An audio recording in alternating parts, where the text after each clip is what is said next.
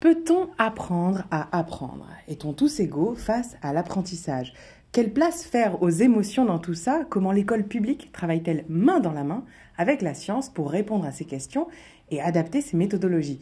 L'apprentissage, c'est le sujet de cette nouvelle édition de 30 minutes santé, le magazine de l'INSERM, l'Institut national de la santé et de la recherche médicale.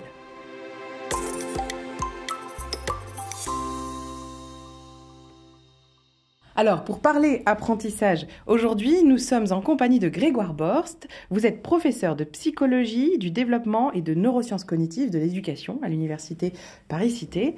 Et vous dirigez le laboratoire LabCIDE, laboratoire de psychologie du développement et de l'éducation de l'enfant. Bonjour Grégoire. Bonjour. Et nous sommes avec Anna Coudard. Anna, vous êtes responsable de la CARDI de l'Académie de Paris. Alors c'est un joli acronyme pour dire cellule académique pour la recherche, le développement, l'innovation et l'expérimentation. C'est vrai que c'est beaucoup plus court, CARDI. Bonjour Anna. Bonjour. Alors pour démarrer ce programme, nous sommes allés faire un petit sondage en sortie d'école.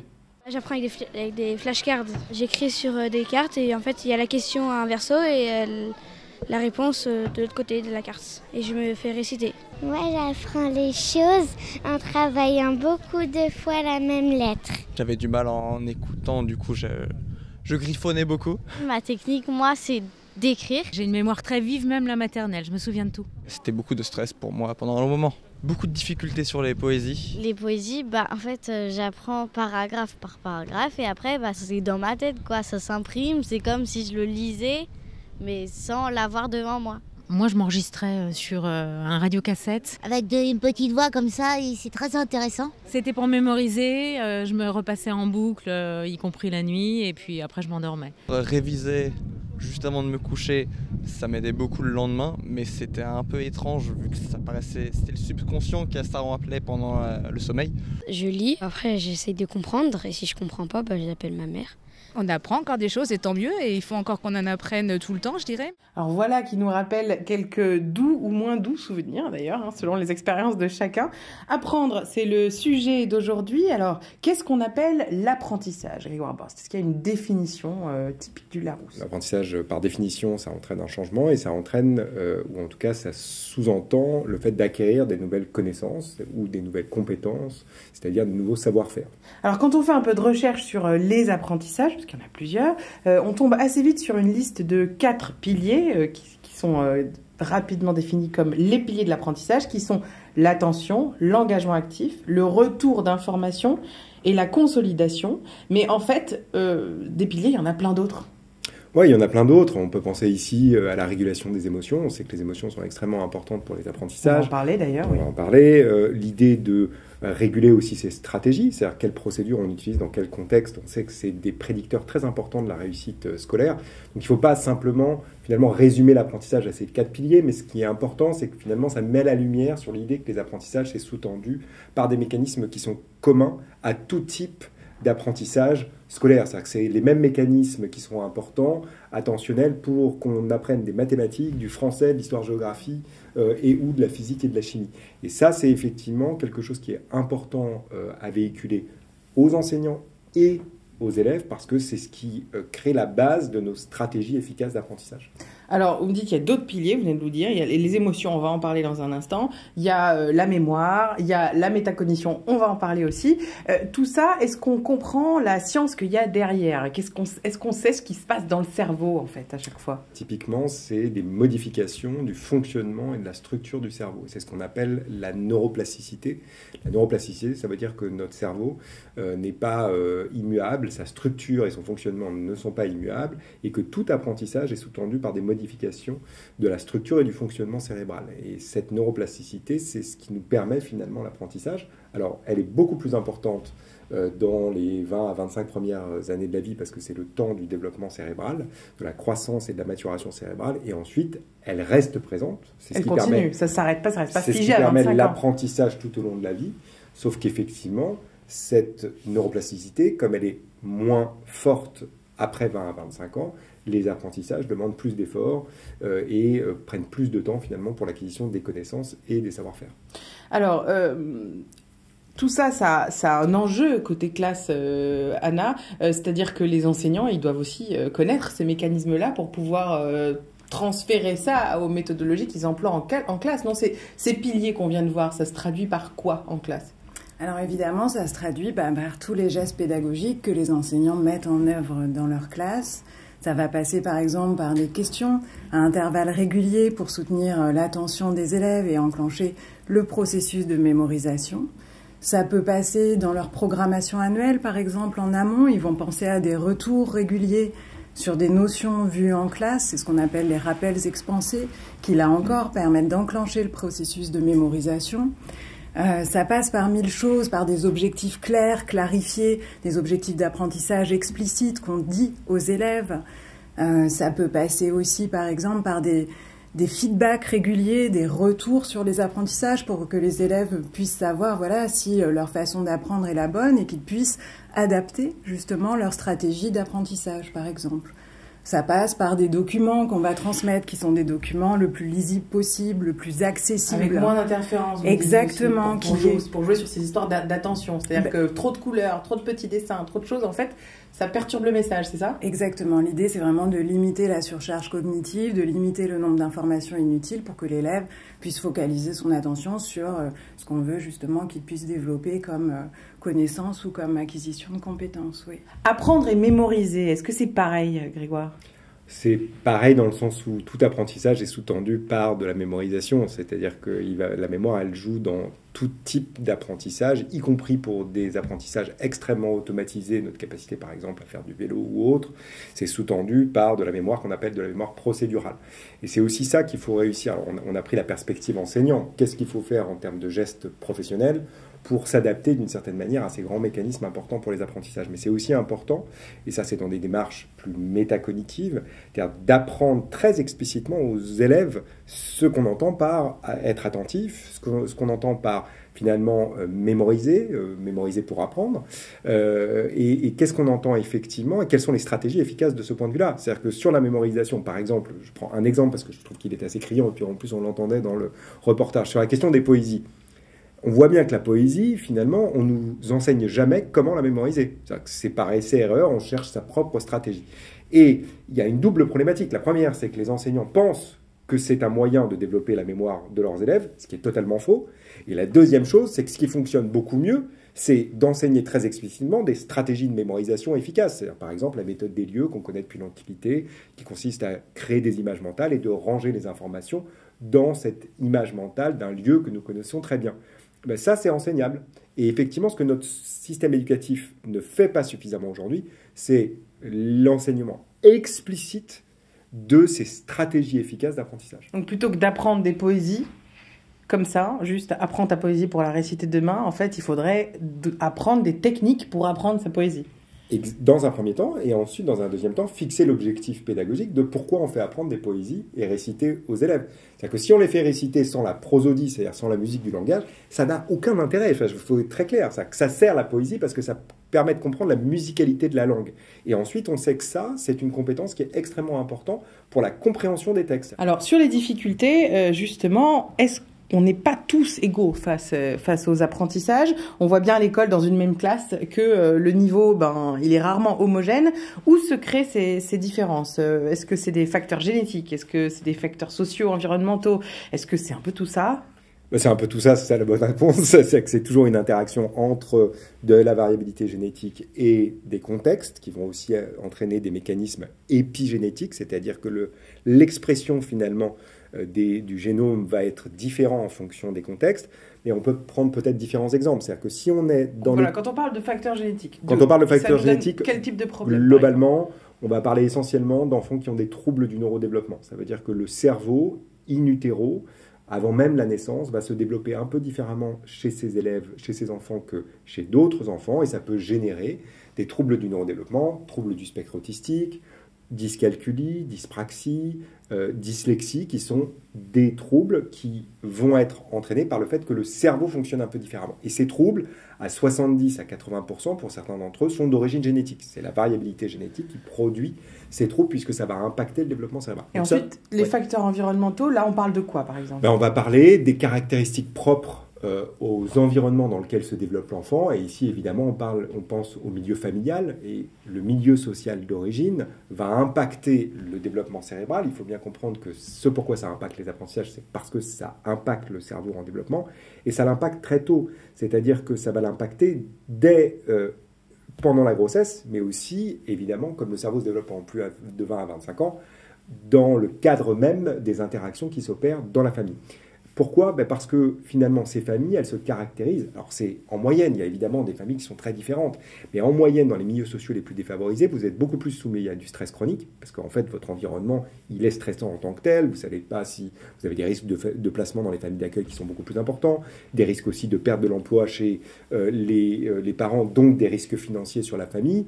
Vous avez évidemment des impacts aussi sur le sommeil. Vous vivez dans des établissements, dans des appartements plus petits, avec plus de nombre de personnes au mètre carré, donc ça impacte votre sommeil, et sur la richesse de votre environnement cognitif. Vous allez moins souvent au théâtre, vous allez moins souvent à la bibliothèque, vous jouez moins à des jeux de société. Tout ça, ça impacte le cerveau en développement. C'est ce que vous avez étudié avec l'ACCID, ça impacte la plasticité cérébrale, les chemins qui se font à l'intérieur du cerveau. Typiquement, si vous touchez au sommeil, vous allez toucher les mécanismes de la neuroplasticité qui sont en particulier impliqués dans notre capacité à mémoriser des informations et notamment à maintenir ces informations dans le temps. C'est ça que produit le sommeil. Donc si vous touchez au sommeil des enfants, vous touchez à leurs apprentissages. Est-ce qu'il existe des prédispositions à l'apprentissage ? Est-ce qu'on peut être bon en maths de père en fils, ou de mère en fille, ou de père en fille ? Enfin bref, vous avez compris l'idée.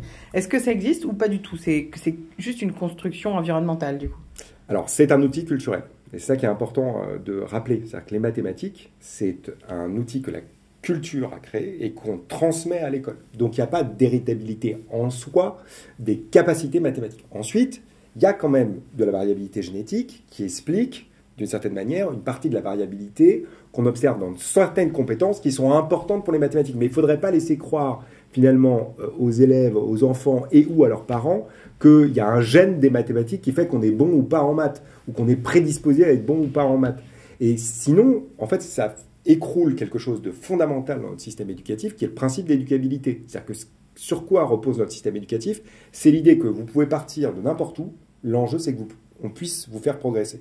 Et ça, c'est vrai en mathématiques, c'est vrai en français, c'est vrai en histoire-géographie. Et ce qu'il faut qu'on arrive à déconstruire dans le cerveau des élèves, c'est justement ces représentations implicites de l'intelligence et des apprentissages qui visent à considérer qu'en fait, il n'y a pas grand-chose qu'on puisse faire. On est soit bon en maths, soit nul en maths. Et ça, notre système éducatif, et je suis désolé, je n'aurais pas eu de pointer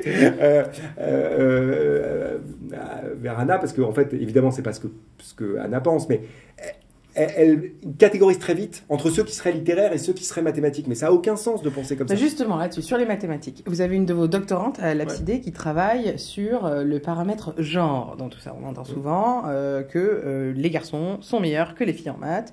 Est-ce que, dans ces recherches, déjà, est-ce que c'est vrai ou pas ? Et puis, à l'origine de ça, est-ce qu'on serait plutôt sur des choses de l'ordre environnemental ou est-ce que ça tient aux chromosomes X et Y ? Alors, on peut lever tout de suite l'ambiguïté, ça ne tient pas au chromosome XY, et ça tient en fait à des constructions sociales, c'est-à-dire ça tient à des biais sociaux, à des représentations implicites liées au genre, et notamment en mathématiques. Et d'ailleurs, quand on regarde les données, notamment du ministère, c'est-à-dire les données administratives qu'on a analysées à l'entrée en maternelle, si vous regardez à l'entrée en maternelle, le genre joue positivement en faveur des filles sur les compétences académiques qui relèvent du langage oral, mais aussi des mathématiques. En fait, elles sont meilleures que les garçons en mathématiques à l'entrée en maternelle. Donc, ces différences, en fait, elles commencent à émerger à partir du CP. C'est-à-dire que c'est en CP qu'on commence à avoir un inversement, finalement, des compétences en mathématiques en faveur des garçons. Et ensuite, ça augmente tout au long de notre système éducatif. Pourquoi ? Parce qu'il y a des représentations très fortes dans nos sociétés qui lient de façon explicite pour certains, mais chez la majorité d'entre nous de façon implicite, le fait que les garçons sont bons en maths et que les filles sont bonnes en français et en lecture. Et ça, c'est des constructions sociales qui impactent en fait non pas les compétences des filles, c'est ça qu'il faut bien comprendre. Mais les perceptions.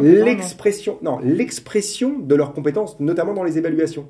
Et en fait, il y a des données qui sont extrêmement jolies qui montrent qu'à partir du moment où vous dites à une fille que en fait le test là, c'est pas un test de mathématiques, c'est un test de dessin, et ben à ce moment-là, ils ont des performances aussi bonnes, voire meilleures que celles des garçons.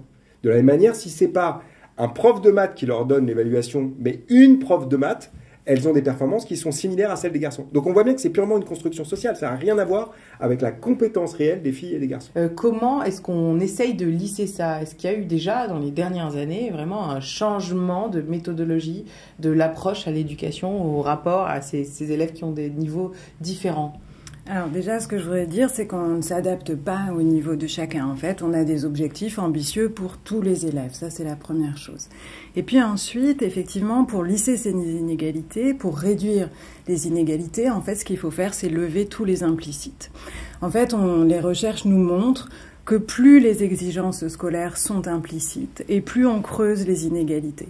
Donc on en revient toujours à ce qu'on disait tout à l'heure. Il s'agit d'avoir des objectifs pédagogiques explicites, que l'élève soit capable, comme le disait Grégoire Bors tout à l'heure, de distinguer l'activité qu'il est en train de faire de l'objectif d'apprentissage qui est derrière.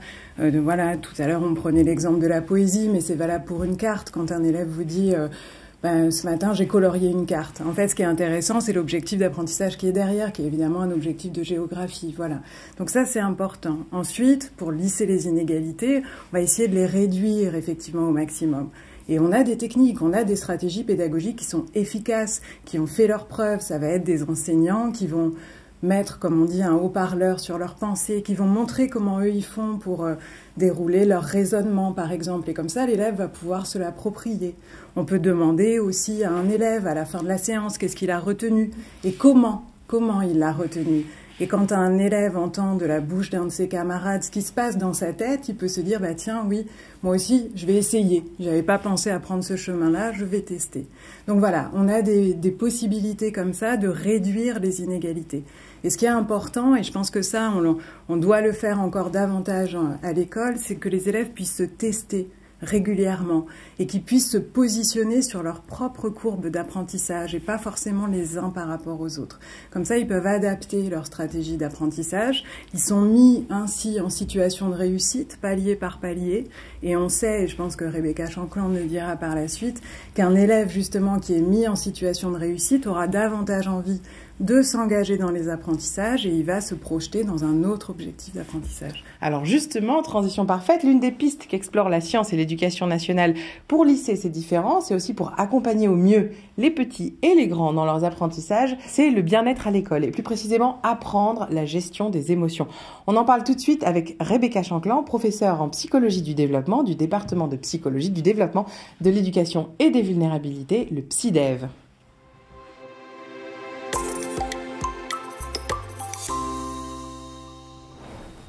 Bonjour Rebecca. Bonjour. Alors dites-nous, quelles sont les émotions que peut ressentir un enfant? Est-ce qu'on parle d'émotions à la maison, à l'école, les deux? Est-ce que c'est les mêmes? Alors, comme tout être humain, les enfants vont expérimenter une palette d'émotions tout au long de la journée. Ça peut aller de la joie, la surprise, à la colère ou la tristesse, en passant par des émotions plus complexes comme la honte, la culpabilité, la gratitude. Et ces émotions peuvent être générées à la fois par des événements extérieurs, par exemple un adulte qui va féliciter l'enfant pour un travail réalisé, ça peut générer de la fierté, mais ça peut aussi être généré simplement par nos propres pensées. Et pourquoi ça, c'est pas bon pour l'apprentissage? Alors, bonne question. En fait, les émotions en soi ne sont pas mauvaises pour les apprentissages. Ça va dépendre de l'émotion et de l'intensité de cette émotion. Notamment, il y a des émotions qui vont être très utiles pour l'engagement dans les apprentissages. On appelle ça des émotions épistémiques, par exemple l'intérêt, la curiosité, l'enthousiasme par rapport à l'acquisition de nouvelles connaissances. Et inversement, on a des émotions qui peuvent entraver l'engagement dans les apprentissages parce qu'elles vont, finalement, il y a une partie de l'attention qui va être allouée à des ruminations mentales qui se produisent quand on a une émotion de peur de l'échec ou une émotion d'anxiété par rapport aux examens. Et là, on est moins disponible finalement pour s'engager dans les apprentissages. C'est la raison pour laquelle d'ailleurs on travaille aujourd'hui sur la question de développer un climat apaisé pour favoriser les apprentissages. Alors justement, ce travail, ça va jusqu'au programme scolaire, puisqu'à partir de la rentrée scolaire 2025, ces émotions, elles rentrent au programme.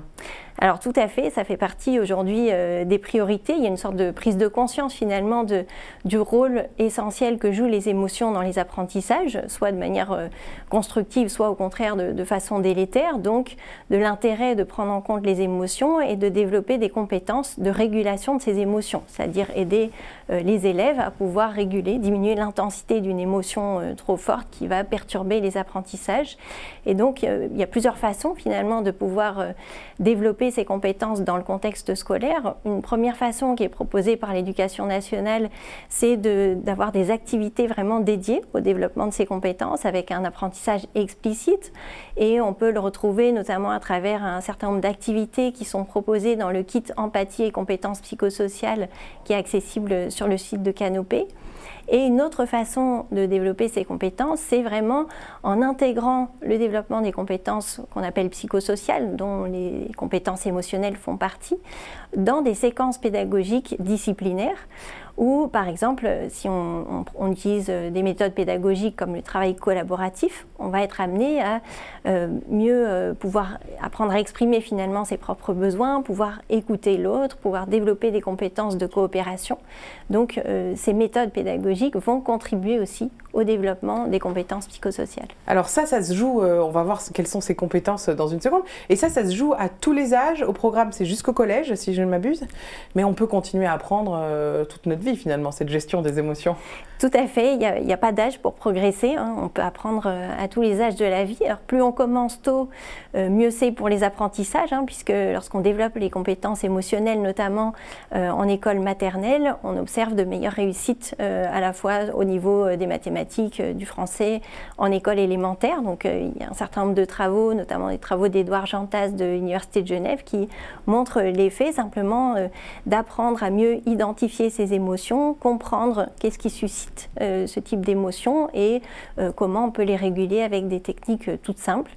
Et au moment, effectivement, au cours du développement, on va, grâce à la maturation du cerveau, l'enfant va pouvoir apprendre à mieux gérer ses émotions, mais finalement, ça reste pertinent même à l'adolescence, hein, puisque là, les émotions vont reprendre une intensité à la fois liée à la peur, liée à l'échec, mais aussi liée à des difficultés relationnelles. Donc, à tous les âges, ça va être très pertinent de pouvoir proposer des outils de régulation des émotions. Alors, apprendre à gérer ses émotions, ça passe par cinq grandes compétences psychosociales, hein, c'est bien ça.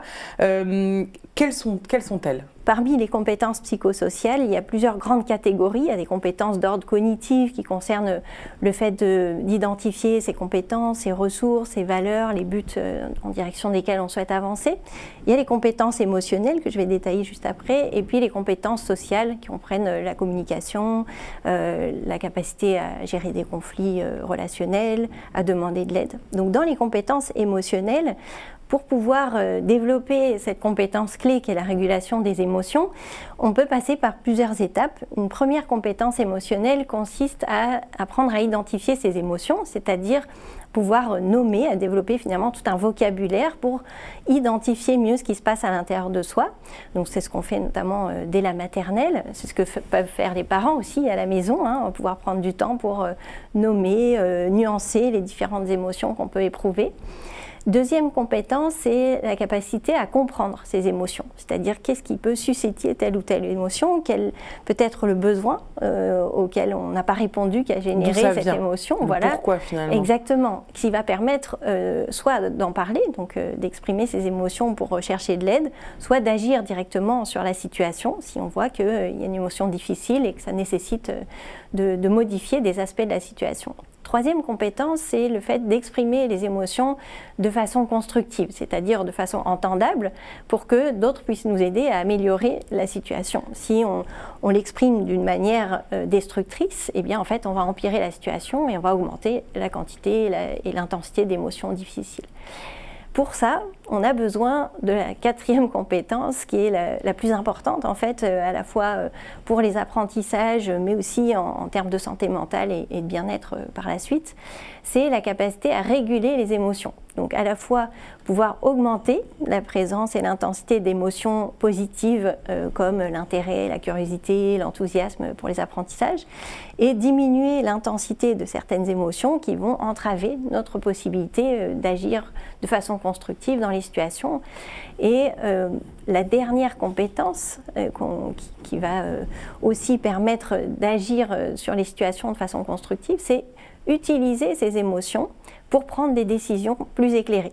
Pendant longtemps, on a cru au pays de Descartes qu'il fallait laisser les émotions de côté pour prendre des décisions. À l'école aussi, on se dit ça, il faut laisser les émotions à l'entrée de la classe, et les enseignants aussi, on leur dit qu'il faut laisser les émotions de côté. Mais en fait, c'est impossible. La vie est faite d'émotions, de fluctuations émotionnelles.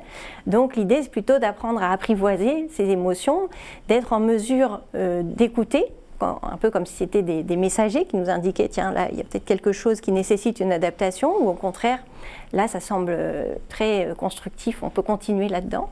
Donc, c'est un peu comme des messagers qu'on peut apprendre à écouter et aussi à laisser de côté. C'est-à-dire, en fait, essayer de développer vraiment cette capacité à observer ce qui se passe à l'intérieur, mais sans entrer dans le mouvement de l'émotion qui génère des comportements parfois extrêmes et inadaptés à la situation. Alors, vous le disiez tout à l'heure, la gestion des émotions, c'est quelque chose qui s'apprend pas qu'à l'école, ça s'apprend aussi beaucoup et peut-être d'abord quand même à la maison.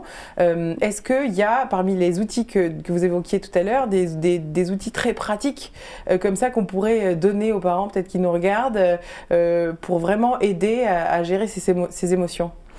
Oui, alors il y a beaucoup d'outils, je vais y revenir, mais peut-être juste par rapport à ce que vous dites, qu'on apprend les compétences émotionnelles d'abord à la maison. Alors ça dépend justement, et c'est la raison pour laquelle l'Éducation nationale a fait le choix de prendre le temps et d'intégrer ce développement de compétences aussi dans le cadre scolaire, parce qu'il y a des inégalités sociales par rapport au développement des compétences émotionnelles. Donc plus les parents vont avoir développé leurs propres compétences émotionnelles, plus les enfants vont pouvoir apprendre à la fois par imitation, et d'autant plus s'il y a une explicitation en fait des processus qu'on mobilise quand on régule les émotions. Mais ça nécessite aussi du temps, donc le temps que le parent peut accorder à l'enfant pour ce développement de compétences, ce qui n'est pas toujours possible. Il y a beaucoup d'outils aujourd'hui à disposition, notamment ce qui est le plus simple finalement à transmettre et à utiliser en autonomie pour les enfants dès le plus jeune âge, c'est des techniques autour de la respiration lente et profonde, donc on appelle la respiration en cohérence cardiaque, qui va permettre un apaisement, donc à la fois dans l'immédiat quand on éprouve une émotion difficile et intense, mais aussi lorsqu'on pratique régulièrement cette respiration qui consiste en fait à compter 5 secondes sur l'inspire, 5 secondes sur l'expire, eh bien on va diminuer la réactivité physiologique par rapport à des situations stressantes. Donc il y a des outils tout simples qu'on peut transmettre aux enfants, et même des tout jeunes enfants, comme la respiration de la main, où on propose à l'enfant de donc inspirer en remontant le long du pouce, expirer en redescendant, et donc faire toute la main de cette façon-là. Et les enfants peuvent le faire après en autonomie, par exemple avant de s'endormir le soir, pour ceux qui ont des difficultés d'endormissement. Donc voilà, ils s'approprient ce type d'outils facilement. Merci beaucoup Rebecca, à bientôt. Merci.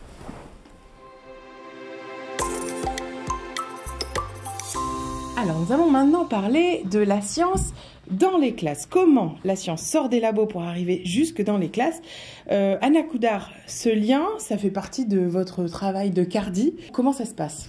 Alors oui, effectivement, c'est tout l'objet du travail de la Cardi, que de faire se rapprocher en fait ces deux mondes, que sont le monde des laboratoires des recherches et le monde des professionnels de l'éducation nationale. C'est un dialogue commun à trouver. On accompagne des équipes en fait sur le terrain qui ont identifié des besoins et qui vont être accompagnés à leur tour par des chercheurs qui vont les aider à préciser les stratégies pédagogiques innovantes qu'elles ont envie de mettre en place, ou qui vont nous aider à les évaluer. C'est une acculturation mutuelle à faire, à la fois pour les chercheurs, qu'ils s'acculturent à ce qu'est la réalité d'une salle de classe, et puis pour les équipes, qu'elles puissent bénéficier en fait des résultats de la recherche.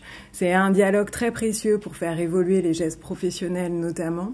On sait aujourd'hui, les chercheurs interviennent dans les parcours de formation de l'école académique de formation continue, et c'est vraiment un levier d'amélioration de la réussite des élèves et du bien-être. Est-ce qu'il y a des évolutions majeures comme ça qui ont été apportées dans les classes depuis qu'il y a ce travail en partenariat vraiment avec les laboratoires? On s'appuie vraiment sur la recherche pour faire évoluer les pratiques. Donc, par exemple, c'est vrai que voilà, tout ce qu'on sait maintenant du fonctionnement du cerveau, de l'importance des fonctions exécutives, c'est extrêmement important et c'est pris en compte par les enseignants. L'importance de l'attention. On sait aujourd'hui que dire à un élève « concentre-toi », écoute, en fait, ça n'a pas d'effet, qu'il faut l'aider à focaliser son attention. Je vais vous donner un exemple. Ça passe par le fait de poser la question du problème avant même son énoncé. On va chercher combien il y a de perles dans ce collier, par exemple, et puis après on déroule, sachant qu'il y en a 5 rouges et puis 10 vertes. Voilà, ça, ce sont des mécanismes très importants. On sait aujourd'hui que les styles d'apprentissage, là aussi, ça n'a pas d'effet, ça n'a pas d'impact. On n'a pas des élèves qui ont un style d'apprentissage plus auditif, pour lesquels il faudrait donner un contenu auditif, et puis d'autres pour lesquels qui seraient plus visuels et pour lesquels il faudrait donner des images ou des illustrations. Mais qu'au contraire, plus on va multiplier les canaux d'information, plus on va multiplier en fait les vecteurs d'apprentissage, et plus ça va s'inscrire dans la mémoire. Donc ça va faciliter l'apprentissage. Et puis je voudrais juste finir, parce que pour moi c'est le plus réjouissant, c'est l'importance de l'effet maître, de l'effet enseignant. Et je crois que ça c'est formidable pour les enseignants, parce que les recherches ont montré à quel point ils ont une influence sur la réussite et le bien-être de leurs élèves. Alors, parmi les projets de recherche comme ça qui sont dans les labos et dans les classes en même temps, il y a beaucoup de travail qui est fait sur la métacognition. On l'a un peu évoqué tout à l'heure comme pilier de l'apprentissage. Grégoire Borst, la métacognition, qu'est-ce que c'est rapidement? La définition, de quoi il s'agit? C'est l'ensemble des connaissances que les élèves ont sur leur processus d'apprentissage. Qui relève de savoir qu'ils ont des facilités dans tel domaine et moins dans d'autres, savoir comment fonctionnent par exemple les mémoires, l'attention et ainsi de suite, tout ça relève de la métacognition. Et puis c'est aussi des savoir-faire, c'est-à-dire que la métacognition c'est aussi des stratégies efficaces d'apprentissage, c'est ce qu'on appelle les compétences métacognitives, et il y a 3 grandes stratégies métacognitives qui sont la planification, c'est-à-dire avant une activité, c'est pour ça que c'est un enjeu de donner avant l'objectif de l'activité, c'est-à-dire de pouvoir réfléchir à la procédure qu'on va utiliser pour essayer de résoudre le problème. La deuxième chose, c'est la supervision en cours d'une procédure. C'est-à-dire, je suis en train d'essayer de résoudre un problème de maths, puis tout d'un coup, je commence à me rendre compte que ce que j'avais décidé d'appliquer comme procédure ne fonctionne pas du tout, et donc je décide d'en changer. Ça fait partie aussi d'une certaine forme d'autoréflexivité sur sa pensée qui est en train de se développer. Et puis la dernière chose, on en parlait, c'est l'évaluation. Mais pas l'évaluation en termes de « j'ai bien fait » ou « j'ai pas bien fait », enfin « j'ai bon » ou « j'ai pas bon ». C'est est-ce que la procédure que j'ai utilisée, est-ce que la stratégie que j'ai utilisée est la plus efficace? Est-ce que je peux utiliser d'autres types de stratégies? Et ça, on peut le développer en tant qu'enseignant auprès des élèves par des questionnements et des activités dédiées. C'est-à-dire que chacune des activités qu'on fait autour de l'apprentissage mathématique, langagier ou émotionnel peut effectivement s'accompagner de ce type de réflexion des élèves sur leur processus d'apprentissage. Et quand on le fait avec des élèves de maternelle, les élèves de maternelle sont en mesure de le faire. Ce qu'on observe, c'est que dans les projets qu'on mène en ce moment, sur lesquels on évalue réellement l'efficacité, un peu comme on le ferait sur un médicament, c'est-à-dire qu'on va comparer des groupes témoins par rapport au groupe d'enseignants qui a reçu une formation spécifique sur la métacognition, force est de constater que ça réduit les inégalités. Donc on a vu que ça marchait pour les compétences psychosociales, ça fonctionne pour la métacognition, et ça, finalement, c'est des informations extrêmement importantes pour un enseignant, parce qu'il faut aussi comprendre ça. C'est-à-dire qu'un enseignant, il n'a pas de recette toute faite à appliquer. Il passe son temps, en fait, à prendre des décisions. Il est dans une salle de classe, et en permanence, il prend des décisions parce qu'il doit s'adapter à tel et tel élève, et ainsi de suite.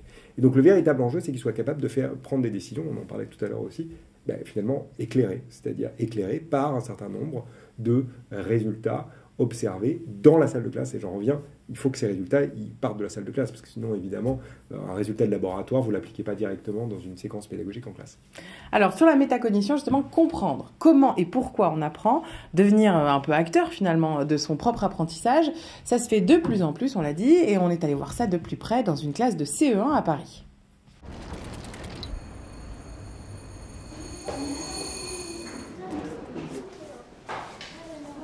Depuis 4 ans, Hélène et Fanny travaillent en binôme dans cette classe de CE1. Et grâce à la métacognition, elles rythment la journée de cours pour garder les élèves bien attentifs.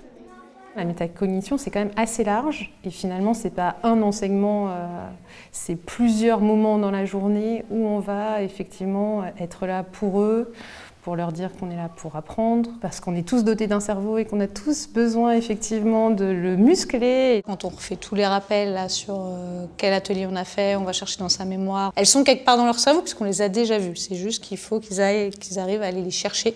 On va essayer de se rappeler. On a travaillé l'autre jour, mardi, sur un diaporama. On cherche dans sa mémoire. Bonjour. C'est suite à une rencontre avec Marie, la conseillère pédagogique de leur circonscription, que les deux professeurs ont découvert la métacognition.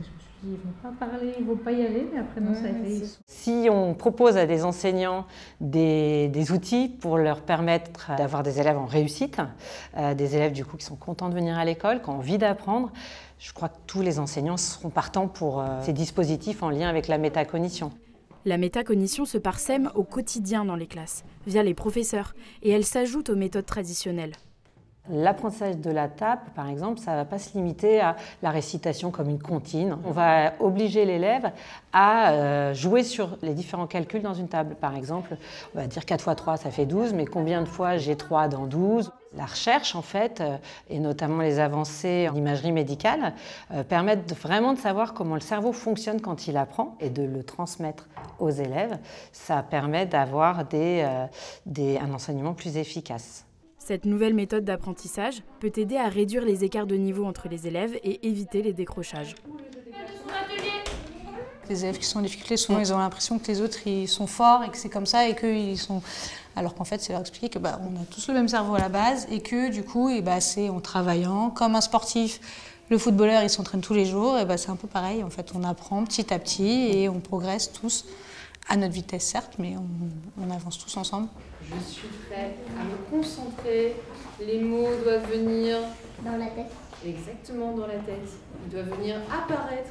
C'est une petite voix qu'elle part dans ma tête pour dire et tu veux boire de l'eau, tu travailles. Et moi je dis je travaille. Là vous êtes en train de jouer ou d'apprendre? De jouer en apprendre. Les élèves ne naissent pas en sachant lire, par exemple, et de la même façon, ils ne vont pas naître en sachant comment être attentifs. Si on ne leur explique pas en classe, ce n'est pas forcément les parents qui vont les accompagner dans ces gestes qui vont leur permettre d'être plus efficaces dans leurs apprentissages.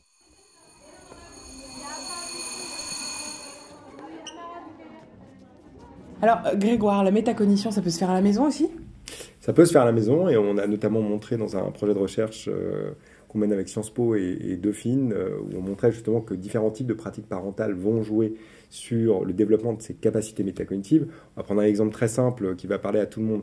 Quand on fait un puzzle avec un enfant, soit on le laisse en autonomie totale et généralement il va essayer par essai et erreur de trouver chacune des pièces. Sauf qu'en fait il y a des stratégies qui fonctionnent beaucoup mieux. C'est-à-dire qu'on sait qu'en gros ce qu'on nous a appris à un moment, c'est de dire mais tu sais en fait si tu commences par les coins, par identifier les coins, puis faire le bord du puzzle, c'est un avantage et ça va te permettre de réaliser ce puzzle de façon beaucoup plus efficace. Ça, c'est une stratégie métacognitive. À un moment, on est dans une situation d'interaction de tutelle, c'est-à-dire un adulte avec un enfant qui va enseigner très explicitement une stratégie qui est une stratégie d'efficace. Et là, on est en plein cœur de la métacognition. Donc on en fait quand même souvent sans s'en rendre compte finalement.